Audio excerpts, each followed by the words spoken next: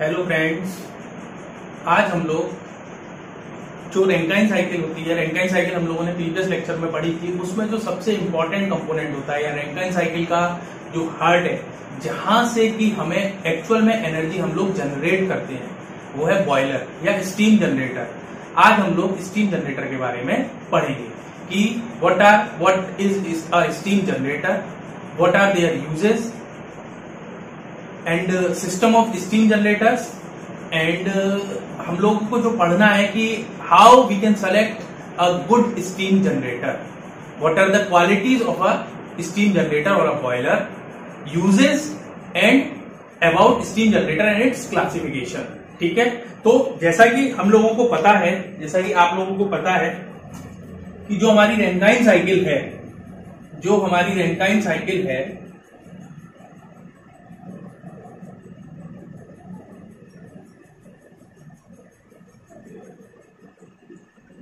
One,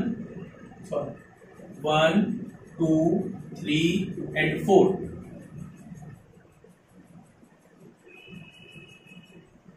जो हमारी ये रैंकाइन साइकिल है, इसमें जो process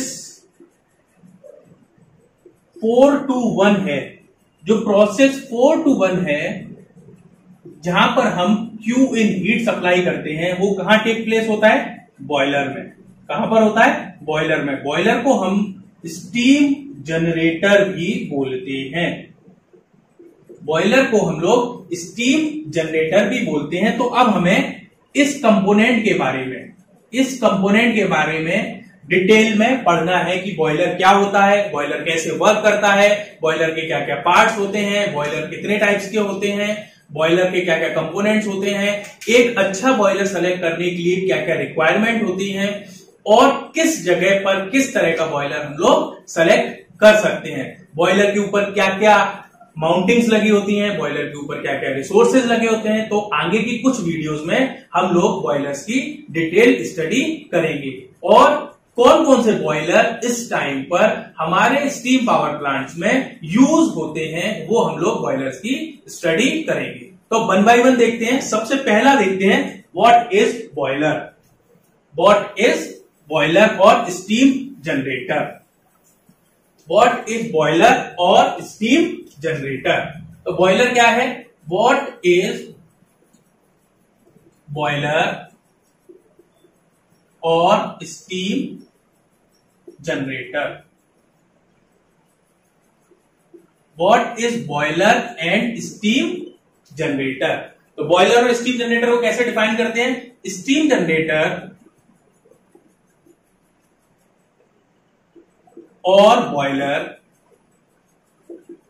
is a closed vessel,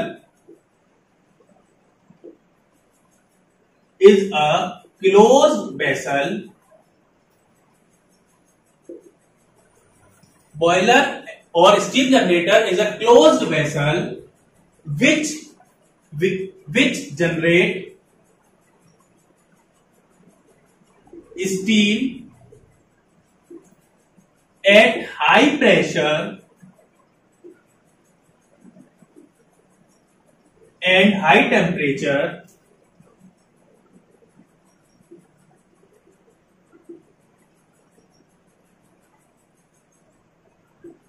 by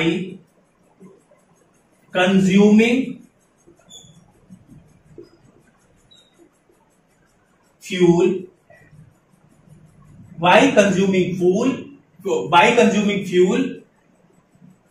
and combustion of fuel takes place.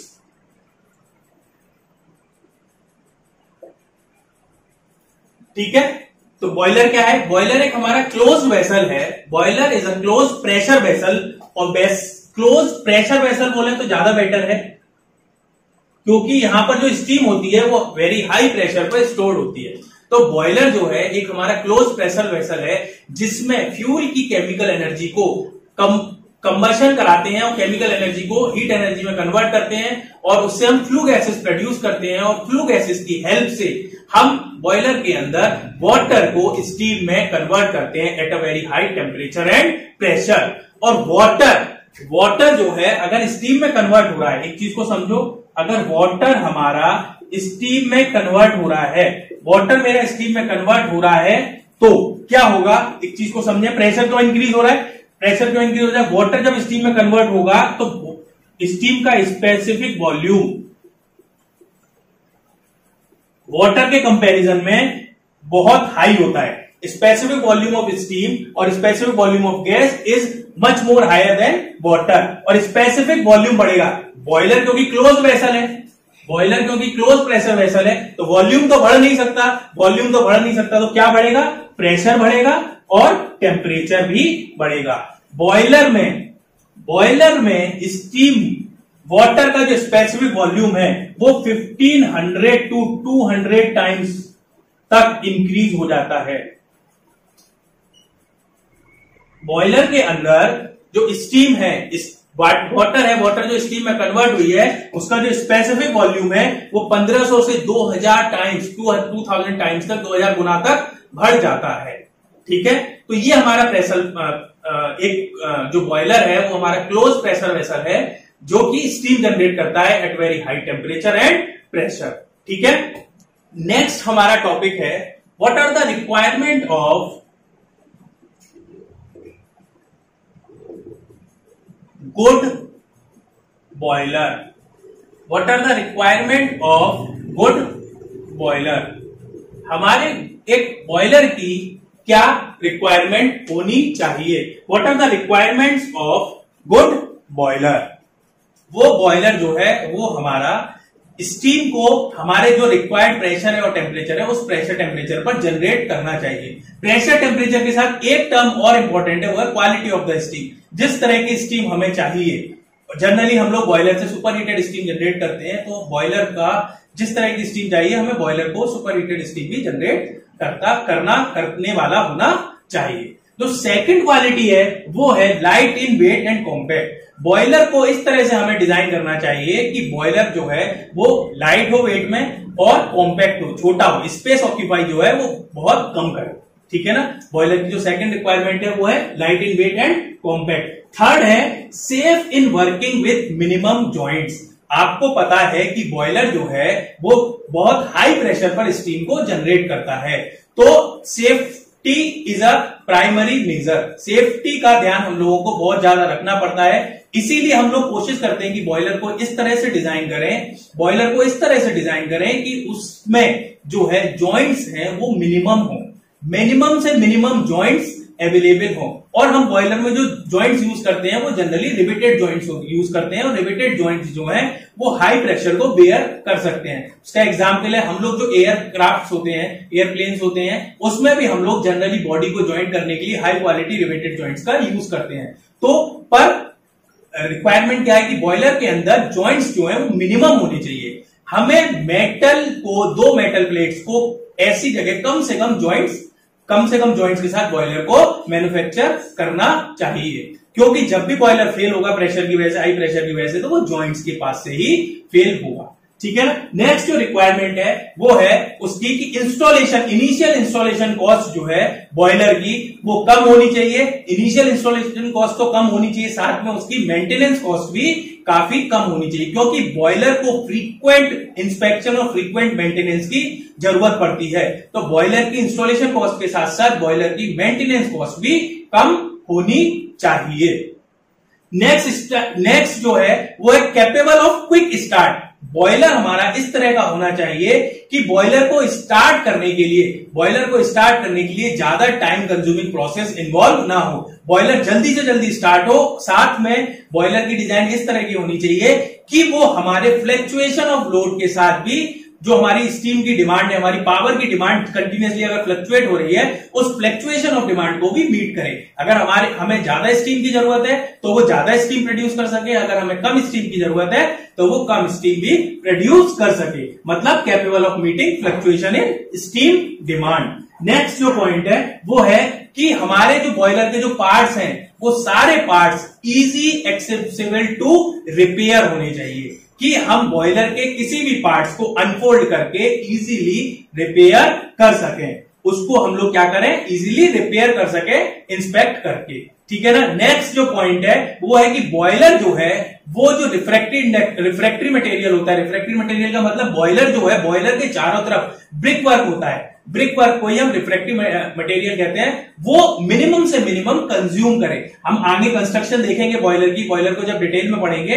तो हम लोग देखेंगे कि रिफ्रैक्टरी मटेरियल किस तरह से यूज होता है। तो रिफ्रैक्टरी मटेरियल कम से कम यूटिलाइज होना चाहिए, ठीक है। और नेक्स्ट जो पॉइंट है वो है heating surfaces should be free from contamination, मतलब बॉयलर के अंदर high temperature flue gases flow करती हैं, तो बॉयलर का ड्रम है या बॉयलर के अंदर जो ट्यूब्स यूज हो रही हैं, बॉयलर की जो शेल है उसकी जो सरफेसेस हैं वो क्या होनी चाहिए, फ्री फ्रॉम कंटामिनेशन होनी चाहिए। क्यों होगा, अगर वो कंटामिनेट होंगी, उस पर अगर कोरोजन होगा, रस्टिंग होगी, स्केलिंग होगी, तो जो हीट ट्रांसफर है बॉयलर की ट्यूब्स और बॉयलर मतलब फ्लूइड और फ्लू गैसेस के बीच में, वाटर और फ्लू गैसेस के बीच में जो बॉयलर का जो हीट का एक्सचेंज है वो क्या हो जाएगा, आपका क्या होगा, वो प्रॉपर नहीं हो पाएगा और हमें प्रॉपर स्टीम नहीं मिलेगी।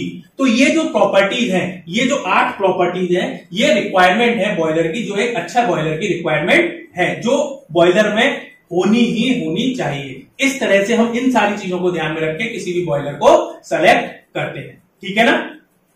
अब जो हम नेक्स्ट पढ़ेंगे, नेक्स्ट जो हमें पढ़ना है वो पढ़ना है बॉयलर सिस्टम्स, कि एक बॉयलर को ऑपरेट करने के लिए कौन कौन से सिस्टम्स मतलब लगे होते हैं एक बॉयलर को ऑपरेट करने के लिए, ठीक है।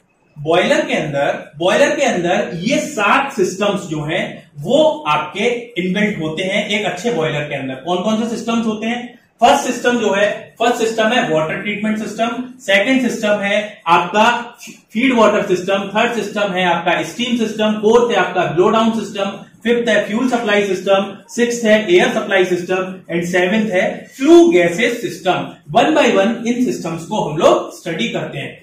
सबसे पहला है water treatment system.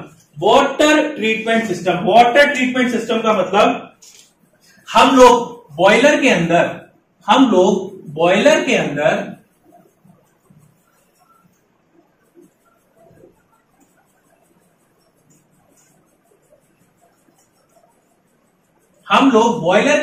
Tap water को यूज नहीं कर सकते। क्यों नहीं कर सकते? टैप वाटर में काफी सारे सॉल्ट्स और मिनरल्स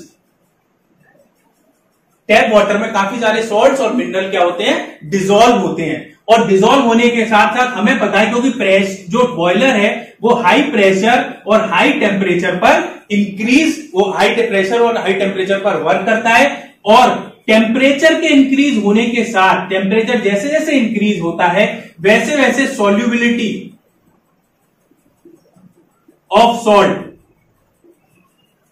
क्या होगी, डिक्रीज होती है। मतलब जैसे जैसे हमारे वाटर का टेम्परेचर इंक्रीज होगा, उसके अंदर जो सॉल्ट्स डिसॉल्व हैं वो क्या है, उसकी सॉल्युबिलिटी क्या होगी, कम होगी। और अगर सॉल्ट्स की सॉल्युबिलिटी कम होगी तो क्या होगा, जो सॉल्ट्स हैं वो क्या करेंगे, कलेक्ट होने लगेंगे ट्यूब्स पर, सेल्स पर, बॉयलर की ट्यूब्स और सेल पर कलेक्ट होने लगेंगे तो क्या करेगा, वो स्केलिंग करेंगे, ट्यूब पर स्केलिंग करेंगे। स्केलिंग करने के साथ साथ हम लोगों ने पढ़ा है कि heat transfer delta Q equals to minus K A delta T होता है, ठीक है ना। हीट ट्रांसफर क्या होता है, minus K A delta T, thermal conductivity. अगर ट्यूब्स पर स्केलिंग होगी तो एरिया क्या होगा, ट्यूब्स का रिड्यूस होगा। अगर एरिया ट्यूब्स का रिड्यूस होगा तो क्या होगा, आपका हीट ट्रांसफर भी कम होगा। फर्स्ट। सेकंड जो रीजन है, स्केलिंग अगर होगी, अगर ट्यूब्स पर होगी और वाटर ट्यूब्स के अंदर है, वो फ्लू गैसेस ऊपर फ्लो कर रही हैं, अगर ट्यूब्स के ऊपर स्केलिंग हो रही है या ट्यूब्स के अंदर स्केलिंग हो रही है तो हीट ट्रांसफर को भी वो क्या करेगा, अफेक्ट करेगा।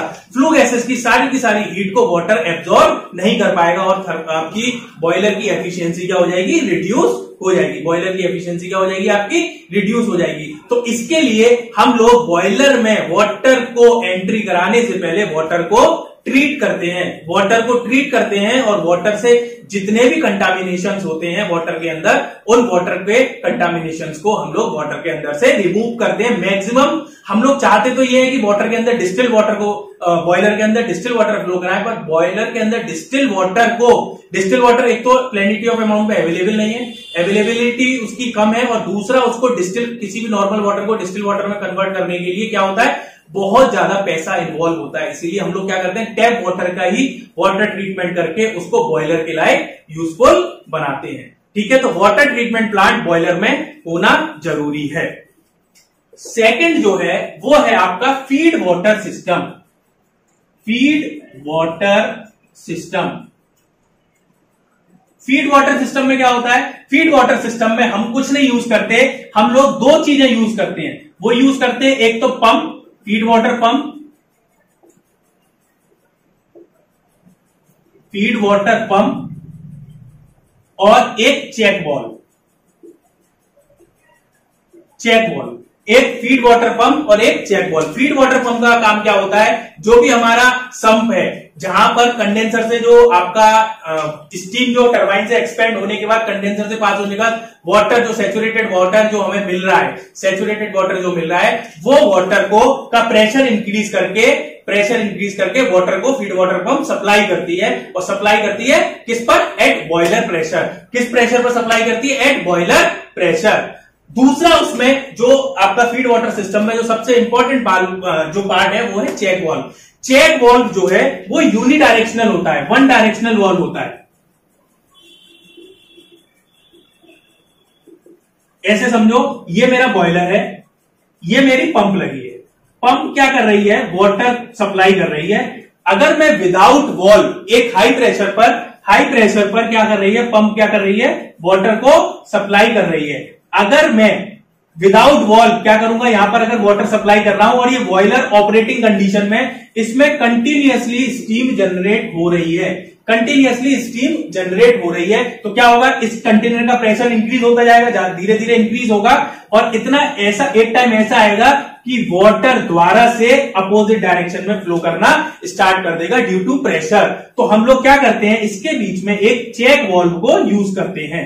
चेक वाल्व का काम क्या है, चेक वाल्व का काम है ये यूनिडायरेक्शनल फ्लो है, वो इस डायरेक्शन में फ्लो को तो परमिट करता है, पर इस डायरेक्शन में फ्लो को रेस्ट्रिक्ट कर देता है, अपोजिट डायरेक्शन में फ्लो को रेस्ट्रिक्ट कर देता है। तो हम लोग जो फीड वाटर सिस्टम में आप एक फीड वाटर पंप यूज करते हैं और दूसरा हम लोग क्या यूज करते हैं, एक चेक वाल्व यूज करते हैं।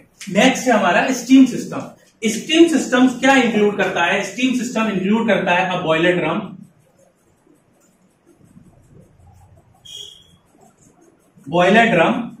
and steam check valve and safety valves।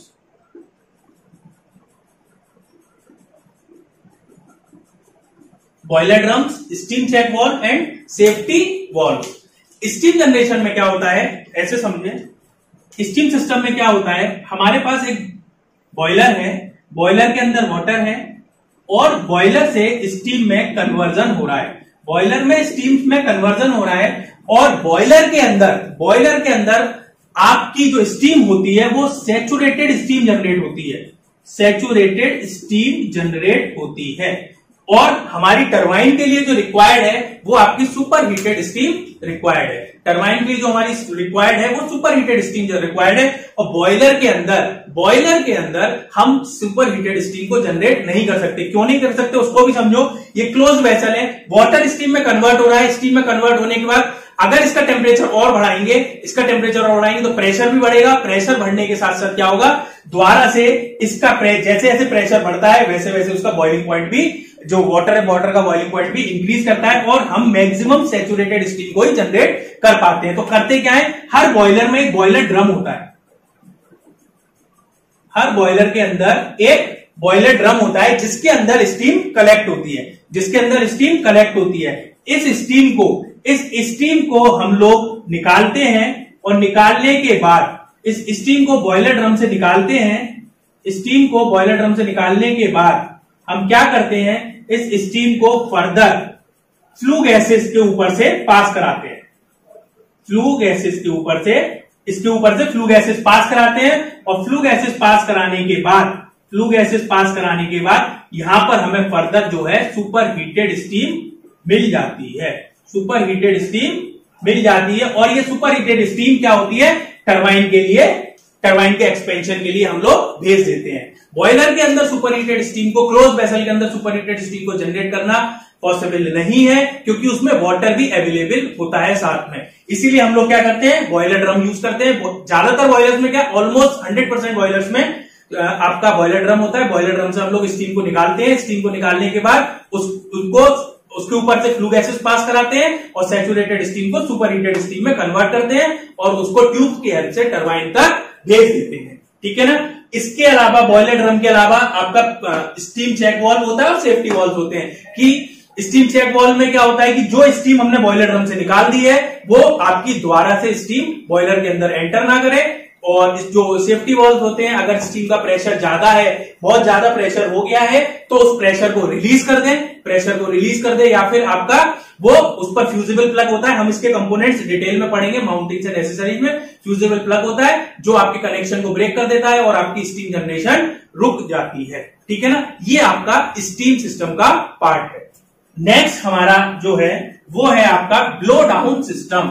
जो फोर्थ सिस्टम है वो है हमारा ब्लो डाउन सिस्टम।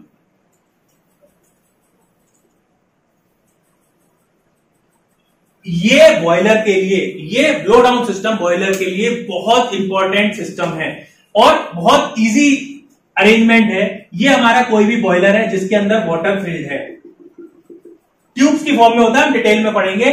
बॉयलर के बॉटम पर एक ब्लो डाउन वाल्व लगा होता है, और जब भी हमारा बॉयलर यूज में नहीं है तो हम क्या करते हैं, हम इसके अंदर वाटर को एज इट इज नहीं छोड़ते। ब्लो डाउन वाल्व को हम ओपन करते हैं और इसके अंदर से सारे के सारे वाटर को हम बाहर निकाल लेते हैं। अगर वाटर को हम इसके अंदर बॉयलर के अंदर स्टेशनरी कंडीशन में छोड़ेंगे तो बॉयलर जो वाटर है वो वाटर जो है क्या होगा, स्केलिंग, कोरोजन, रस्टिंग प्रोड्यूस करेगा बॉयलर की ट्यूब्स के अंदर, बॉयलर की शेल के अंदर। इसीलिए ब्लो डाउन सिस्टम भी बॉयलर का एक इंटीग्रल पार्ट होता है। नेक्स्ट जो सिस्टम है वो है हमारा फ्यूल सप्लाई सिस्टम। फिफ्थ जो सिस्टम है वो है हमारा फ्यूल सप्लाई सिस्टम।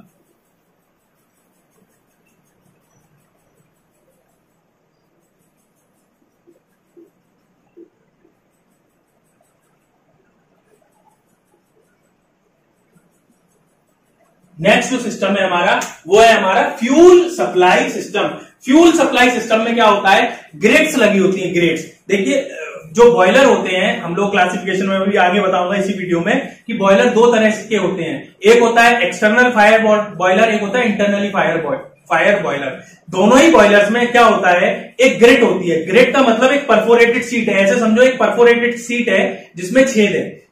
इसके ऊपर क्या होता है, आपका परफोरेटेड सीट के ऊपर हमारा फ्यूल रखा होता है, कोल रखा होता है, या जो भी हम फ्यूल यूज कर रहे हैं, चाहे वो सॉलिड फ्यूल है या लिक्विड फ्यूल है, वो परफोरेटेड सीट के ऊपर हम लोग रखते हैं। और क्या करते हैं, नीचे से हम कंबशन कराते हैं, नीचे से हम हॉट एयर को पास कराते हैं। हॉट एयर को पास कराने के बाद क्या होता है, हॉट एयर को पास कराने के बाद ये फ्यूल से जो है, ये फ्यूल का कंबशन होता है। फ्यूल के कंबशन के बाद इससे जो फ्लू गैसेस प्रोड्यूस होती हैं, फ्लू गैसेस को हम बॉयलर्स के अंदर, बॉयलर ट्यूब्स के अंदर भेजते हैं। और जो आफ्टर कंबशन जो एश बनेगी वो इस ग्रेट के नीचे एक एश ट्यूब लगी होती है, एश कलेक्टर लगा होता है, उसमें एश कलेक्ट होती रहती है। ये सिस्टम हम डिटेल में आगे पढ़ेंगे, पर अभी हम लोगों को बॉयलर्स में नहीं पढ़ना, हमें अप्लाइड थर्मोडायनेमिक्स में नहीं पढ़ना, हमें पावर प्लांट सिस्टम में पढ़ना होता है। आगे जब हम पावर प्लांट्स पढ़ेंगे तो एश कलेक्टर सिस्टम का भी एक अपने आप में फंक्शन होता है। आपका ये फ्यूल कंबशन सिस्टम का भी अपने आप में फंक्शन होता है। अभी आप समझ लो कि एक ग्रेट होती है, परफोरेटेड सीट, जिसके ऊपर हमारा फ्यूल रखा हुआ है। किस तरह से फ्यूल प्रिपेयर होता है वो अलग टॉपिक है। वो फ्यूल क्या होता है, नीचे से हम आपकी हॉट गैसेस को पास कराते हैं, फ्यूल का कंबशन कराते हैं, फ्यूल के कंबशन के बाद फ्लू गैसेस प्रोड्यूस होती हैं। और फ्लू गैसेस क्या होती हैं, फ्लू गैसेस प्रोड्यूस होने के बाद उसको हम ट्यूब्स में भेजते हैं, ट्यूब्स के ऊपर भेजते हैं, शेल में भेजते हैं, बॉयलर शेल में। और नीचे जो आफ्टर कंबशन जो रेजिडुअल प्रोडक्ट्स बनते हैं, मोस्टली एश मिलती है, वो नीचे इस ग्रेट के नीचे एश कलेक्टर लगा होता है। उस एश कलेक्टर में क्या होती है, कलेक्ट होती रहती है। तो हमारा फ्यूल सिस्टम के साथ साथ ही हमारा एयर सप्लाई सिस्टम भी जरूरी है पढ़ना हमें।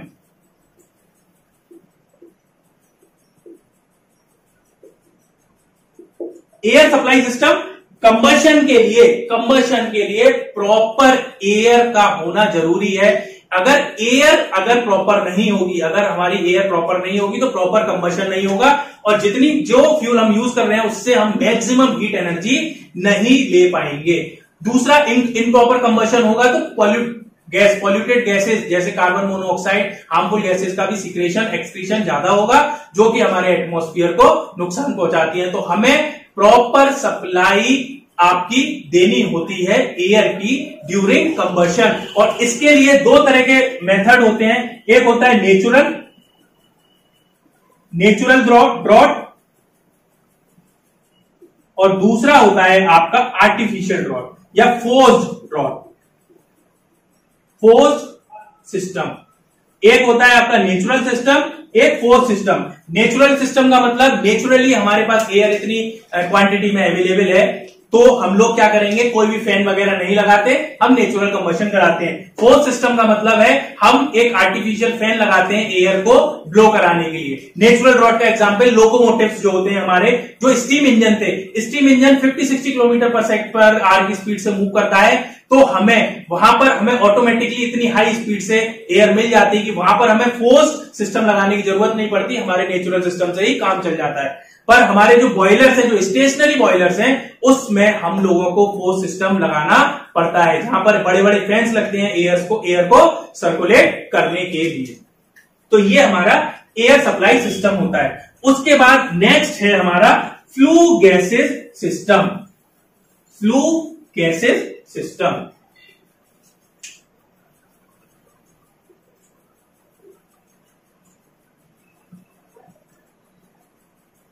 गैसेस सिस्टम आपको पता है कि जो मैक्सिमम हीट ट्रांसफर हो रहा है, जिससे हमारा वाटर से जो स्टीम में कन्वर्जन हो रहा है, वो किसकी वजह से हो रहा है, वो इस फ्लू गैस की वजह से हो रहा है।